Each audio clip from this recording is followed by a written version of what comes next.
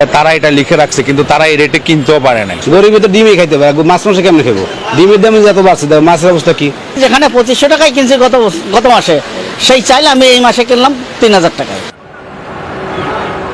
লাগামহীনভাবে বেড়ে চলেছে ভোগ্যপণ্যের দাম। বাজার সিন্ডিকেট মজুতদারির কারণে ক্রেতাদের নাগালের বাইরে চাল, ডাল, আটা, চিনি ও ডিমের দাম। গত 2 মাসের মূল্যস্ফীতিতে কিছুটা দাম কমলেও জনসাধারণের ক্রয় ক্ষমতার অনেক দূরে।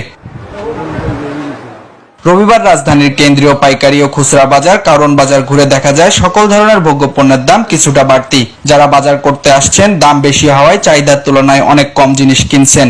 খবরে দেখতেছি চালের দাম ঠিক আছে, মাছের দাম বাড়ছে, পেঁয়াজের দাম বাড়ছে, অন্য কিছুর দাম বাড়ছে, কিন্তু চালের দাম ঠিক আছে। কিন্তু চাল তো বস্তা প্রতি 500 টাকা বেড়ে গেছে। যেখানে 2500 টাকায় কিনছি গত মাসে, সেই চাইলে আমি এই মাসে কিনলাম 3000 টাকা। আমি এখান থেকে মুরগি কিনলাম, মুরগিতে যেটা লেখা আছে কিন্তু সেটা দিচ্ছে না, বলে যে ম্যাজিস্ট্রেটের ভয়ে তারা এটা লিখে রাখছে কিন্তু তারা এই রেটে কিনতেও পারে না।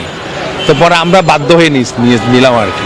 2024 ও 25 অর্থ বছরে আগস্ট ও সেপ্টেম্বর মাসে বাজার বিশ্লেষণ করে দেখা গেছে 2 মাসের ব্যবধানে দেশের ভোগ্যপণ্যের গড় দাম বেড়েছে প্রায় 16%।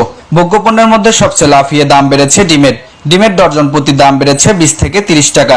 তবে ব্যবসায়ীরা